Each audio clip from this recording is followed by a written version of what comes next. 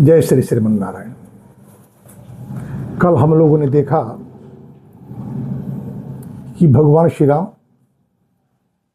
अयोध्या राज्य के सीमा को पार करते समय अपरिच्छेत्वाम पुरी श्रेष्ठे काकुतस्थ परिपालिते दैवतानि च जानी त्वाम पालयन्त्यावसन्ति च। अयोध्या राज्य जो इक्ष्वाकु वंशी राजाओं द्वारा पालित और पोषित है एवं जिन देवताओं नगर देवता के द्वारा पोषित है, संरक्षित है, नगर और नगर देवता को प्रणाम किए और प्रार्थना की, निवृत्त वनवासस्त्वा अनृणो जगति पते पुनर्द्रक्ष्यामि मात्रा च पित्रा च स संगतः।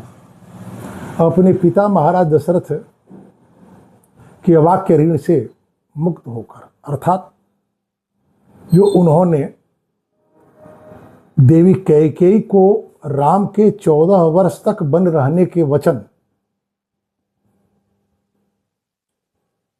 का विरोध नहीं किए, मौन समर्थन किए, उसे पूर्ण कर मैं लौटूं और अपने माता और पिता का एक साथ दर्शन करूं, ऐसा आप हे नगरदेव, हे नगर, आप मुझे वरदान दें। इस तरह प्रार्थना कर, निवेदन कर आगे बढ़े। मध्यम मार्ग से जा रहे हैं। मध्य न मुदिता दिव्याम शीत तोया अशैवलाम ददर्श राघवो गंगाम रम्याम ऋषि निषेविता। कि गंगा का दर्शन हुआ जो देवपगा भी हैं, जल अत्यंत शुद्ध है, कहीं शैवाल नहीं है, ऋषियों के द्वारा सेवित हैं। समुद्र महिषिम गंगाम सारस क्रौंच नादिताम आससात महाबाहु श्रृंगवीरपुरम प्रति। सारस और क्रौंच आदि पक्षियों के कलरव से निनादित गंगा के तटवर्ती क्षेत्रों को पार करते हुए श्रृंगवीरपुर के पास पहुंचे। श्रृंगवीरपुर के पास सुमंत्र को लक्ष्य कर भगवान श्री राम ने कहा, सुतम इहैव अद्य वसामहे। आज हम यहीं रहना चाहेंगे, रहेंगे। लक्ष्मणश्च सुमंत्रश्च वाढमित्येव राघवम उक्त्वा तम इंगुदे वृक्षम तदोपायतु हयैः। रथ के घोड़े को खोल दिए, रथ रोक दी सुमंत्र जी ने, और लक्ष्मण के साथ मिलकर एक इंगुदी वृक्ष के नीचे भगवान राम के रात्रि विश्राम की व्यवस्था करने लगे। इधर भगवान श्री राम श्रृंगवीरपुर की सीमा में प्रवेश किए हैं, गंगा के तट पर आज रात्रि निवास कर रहे हैं।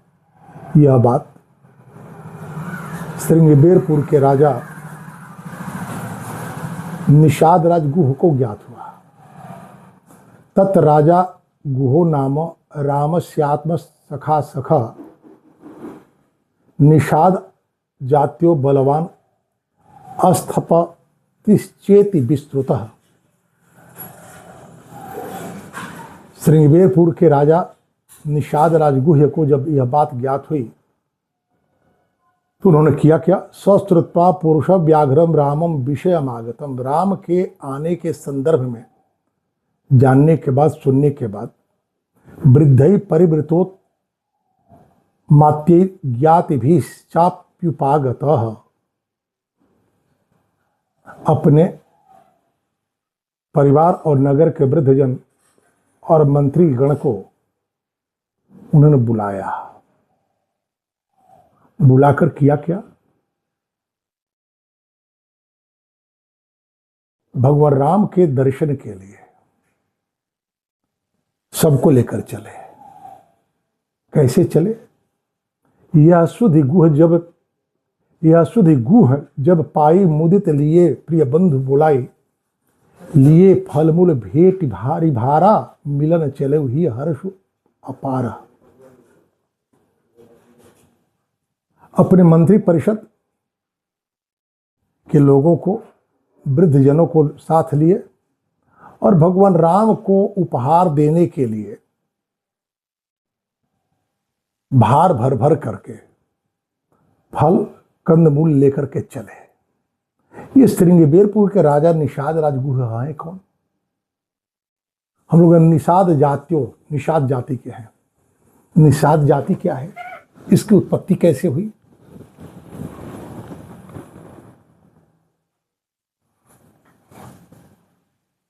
स्वयंभू मनु की परंपरा में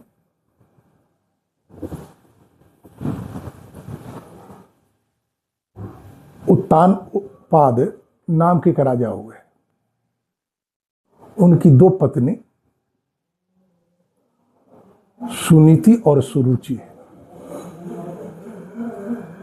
सुरुचि उत्तानपाद को कुछ अधिक प्रिय।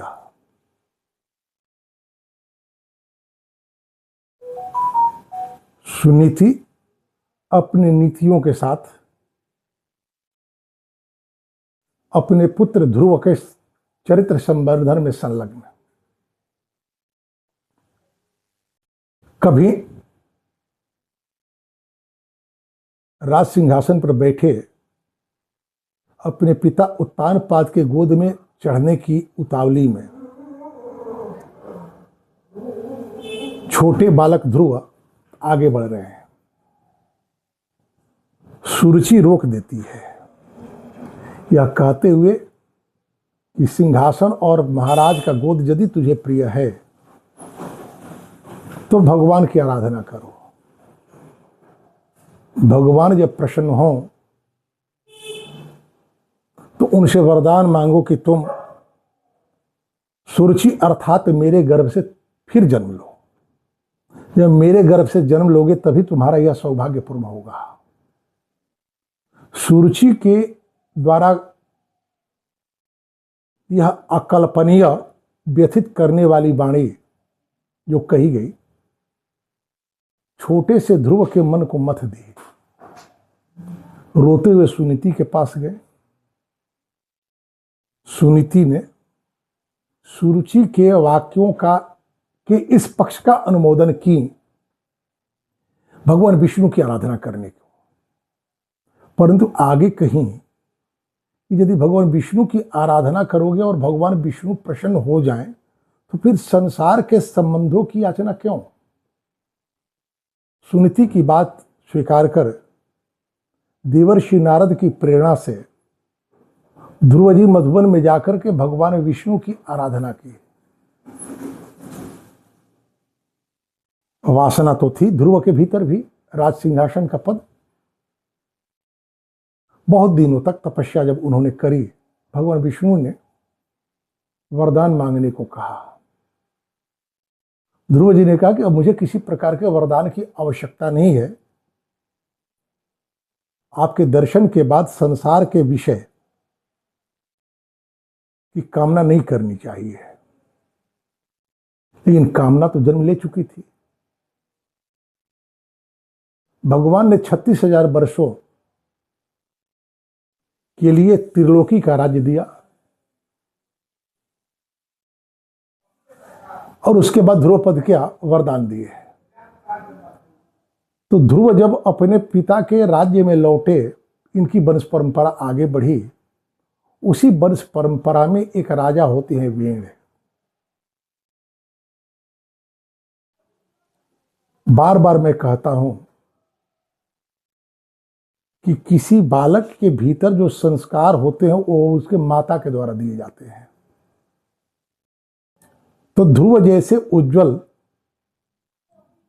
चरित्र के भगवत भक्त की वंश परंपरा में भी वेण का जन्म हुआ, क्योंकि वेण की माता मृत्यु की पुत्री सुनीता थी।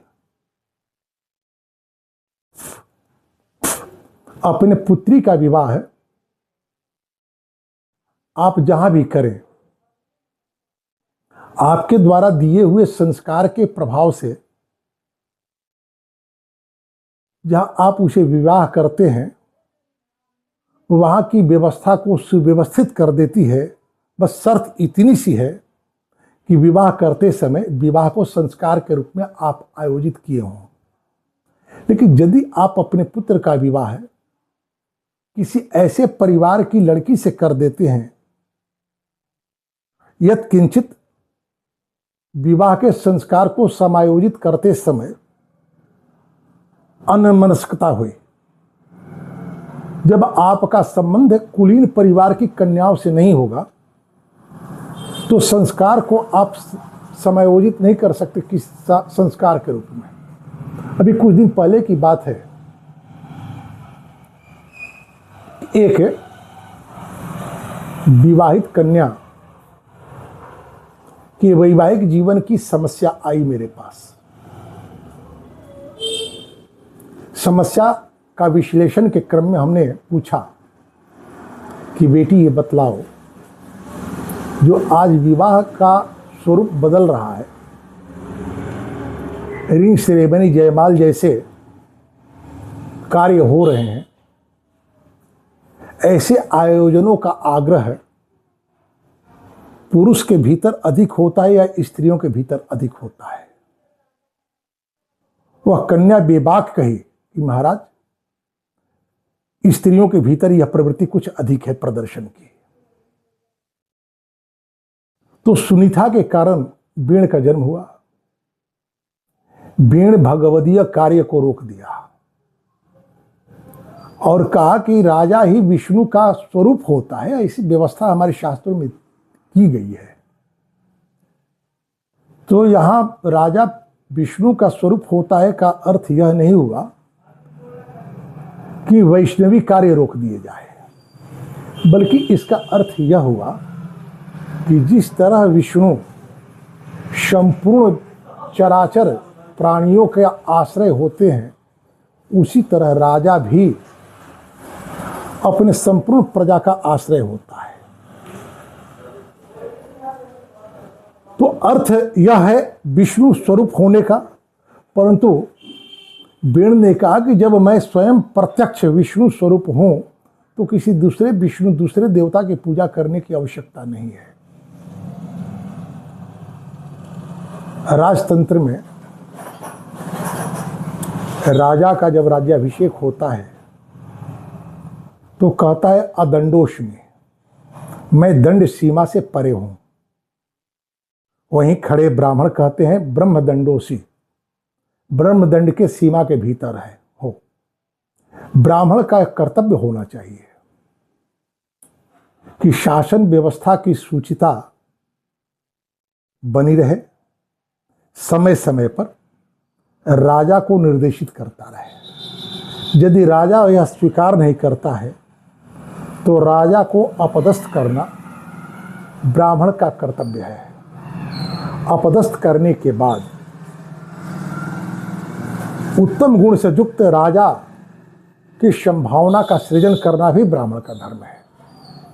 तो बेण को अपदस्थ कर ब्राह्मणों ने उनके जंघे को मथा, उसे एक बालक जन्म लिया। अयोनिज रो रहा था। वो पूछा कि मुझे क्या करना चाहिए। ब्राह्मणों ने कहा निषदा, रो मत, बैठो। और वही निषाद है। इस प्रकार हम विचार करें तो क्षत्रिय कुल और ब्राह्मणों के सहयोग से निषाद जाति का निर्माण हुआ। इसके भीतर क्षत्रियोचित शौर्य और ब्राह्मणोचित विवेक दोनों का समावेश होता है। कार्य क्या करती है निषेध जाति के, क्या करते हैं निषाद जाति के लोग? नौका संचालन करते हैं। नौका संचालन करने वाले नाविक में कितना धैर्य और विवेक होता है, जो नौकायान की यात्रा की है वो जान सकते हैं। तो एक साथ ब्राह्मण और क्षत्रिय दोनों का गुण लिए हुए ये निषाद जाति के लोग होते हैं। चूंकि सेवा का कार्य करते हैं तो शूद्रों में इनकी प्रतिष्ठा हुई। तो यह निषाद जाति की यह संरचना है।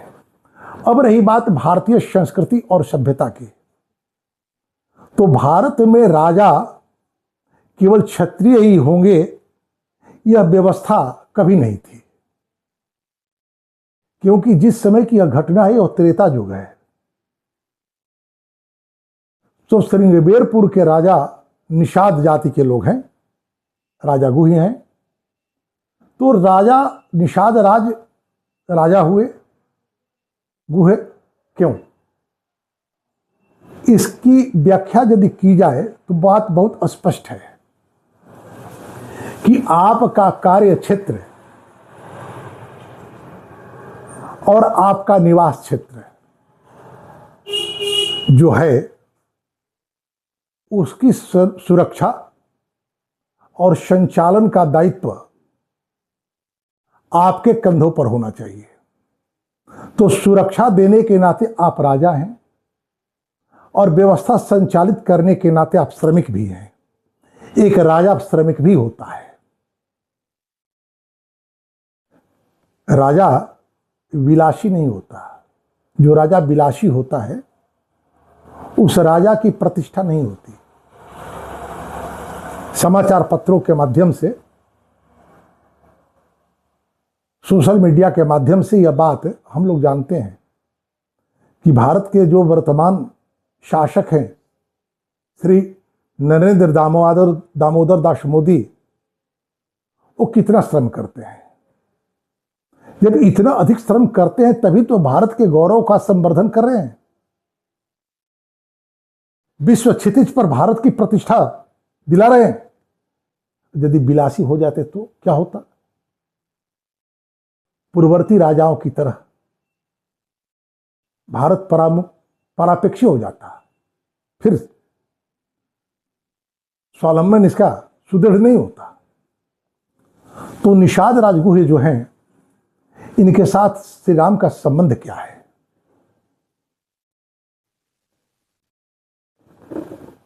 तो निषाद जात्यो बलवान तत् राजा गुहो नाम रामस्य आत्म सखा सखा।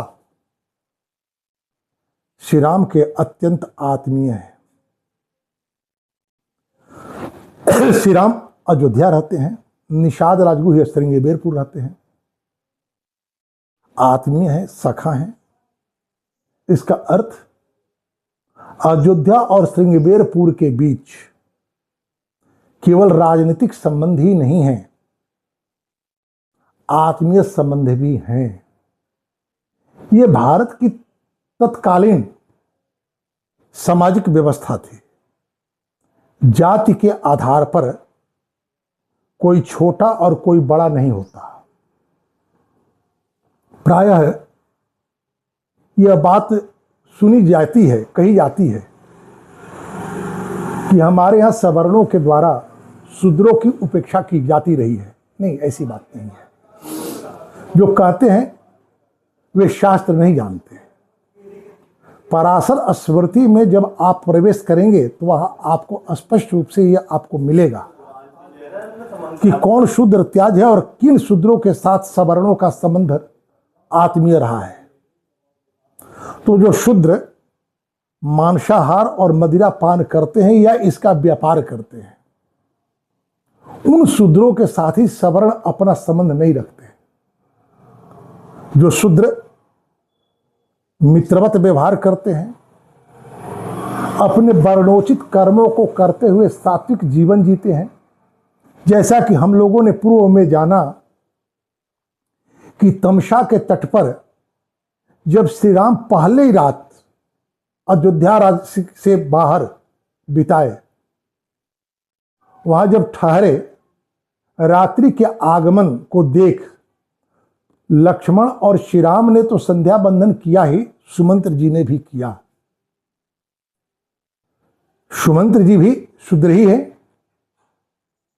राम के साथ इनका संबंध आप देख रहे हैं, अयोध्या के महाराज दशरथ के साथ इनका आप संबंध देख रहे हैं। जो सवर्णों के साथ आत्मीय व्यवहार करता है, मित्रवत व्यवहार करता है, सात्विक जीवन जीता है, ऐसे शूद्रों के साथ हमारे आत्मीय संबंध होते हैं। अब आप पूछेंगे कि महाराज यदि शूद्र मांसाहार मदिरा पान करता है तो उसे त्याग देना चाहिए, तो सवर्ण करेंगे तो उनके साथ कैसा व्यवहार करना चाहिए? बात बहुत स्पष्ट रूप से पराशर स्मृति में लिखी गई है कि मांसाहार और मदिरा पान करने वाले ब्राह्मण ब्रह्म हत्यारे होते हैं। ब्रह्म हत्यारों के साथ जैसा व्यवहार किया जाता है ऐसे ही ऐसे ब्राह्मणों के साथ व्यवहार करना चाहिए समाज को जो मांसाहार और मदिरा पान करते हैं। मनु जी तो यहां तक कहते हैं कि मांसाहार मदिरा पान करने वाले ब्राह्मणों को प्रणाम करने वाले लोगों की 7 पीढ़ियां नरक गामी होती हैं। अब आप कहेंगे कि हमारा शास्त्रों में लिखा गया है, व्यवहार में क्यों नहीं है? शास्त्रों में कही हुई बात आज समाज में जा कहां रही है? स्मरण करें, जब श्रीमद् भगवत गीता का उपदेश कुरुक्षेत्र में अर्जुन को भगवान श्री कृष्ण दे रहे होते हैं, उस समय वे कहते हैं कि विवस्वान को बहुत पहले हमने यह दिया उपदेश, जब पद्मनाभ के रूप में था। अर्जुन को आश्चर्य होता है कि विवस्वान तो बहुत पहले हुए, आज आप हैं। भगवान कहते हैं कि पुनर्जन्म होता है, आपको अपने जन्म पूर्व जन्मों का भान हो न हो, मुझे भान है। तो फिर वह ज्ञान लुप्त क्यों हो गया? शास्त्र के वचनों को यदि आप समाज में बार बार नहीं कहते हैं,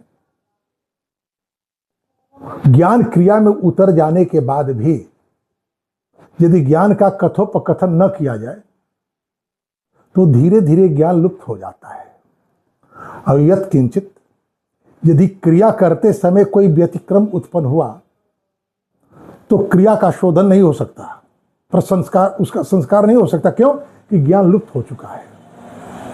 आज शास्त्र के संदर्भों को कहकर अपनी आजीविका पाने वाले और सम्मान पाने वाले संत और कथा व्यास उन्हीं बातों को कहना चाहते हैं जो कर्ण प्रिय हो। लेकिन ध्यान रखें, भारवी कहते हैं हितम मनोहारि च दुर्लभम बचा। एक ही बात हितकर भी हो और कर्ण प्रिय भी हो, यह दुष्कर होता है। बात बहुत स्पष्ट ढंग से कहनी चाहिए। कोई आवश्यक नहीं है कि लोग आपकी बात माने ही, लेकिन कभी न कभी कोई न कोई आपकी बातों को मानेगा और आपकी बातें पुनः समाज के मुख्य धारा में स्वीकार की जाएंगी। तो आज इसी के साथ वाणी को विराम दिया जाए कि निषाद राजगुह है भगवान श्री राम के श्रृंगेरपुर के सीमा पर पधारने की बात सुन अपने मंत्री परिषद के वृद्ध लोगों के साथ, अपने नगर के श्रृंगेरपुर के वृद्ध लोगों के साथ उपहार के साथ भगवान श्री राम के से मिलने जाते हैं। सखा हैं। सखा शब्द का अर्थ आप जानते हैं, सुदामा और कृष्ण सखा थे। सखायाम तु भार्या। भगवान विष्णु की आराधना जब ध्रुव जी करते हैं तो संबंध की याचना करते हैं, तो कहते हैं कि आप सखाओं में मेरी पत्नी बने, अर्थात मेरी पत्नी के भीतर आप सखा भाव से स्थापित रहें। तो सखा का अर्थ होता है कि जिस तरह से एक पत्नी अपने पति के उत्कर्ष के लिए व्रतशील होती है, जिस प्रकार भगवान विष्णु अपने प्रति समर्पित भक्तों के कल्याण के लिए अहर्निश प्रयत्न करते हैं, अनन्या चिंतयन्तो माम ये जना पर्युपासते, तेषा नित्याभियुक्ता नाम योग क्षेमम महाम्यहम सर्वधर्मान परित्यज्य माम एकम शरणम व्रज अहम त्वाम सर्व पापे विमुक्षयिष्यामि मा शुचः। उसी तरह जिसके साथ आपका सखा संबंध स्थापित है, परस्पर एक दूसरे के उत्कर्ष के लिए वह सब कुछ करना धर्म होता है, जिससे उसका उत्कर्ष हो सके, उसकी रक्षा हो सके। तो जब भर भर के जो उपहार लेकर आए हैं भगवान श्री राम, श्रृंगीबेरपुर के राजा निषाद राजगुह्य के साथ कैसा व्यवहार करते हैं, ये हम लोग कल देखेंगे। आज इसी के साथ वाणी को विराम। जय श्री कृष्ण।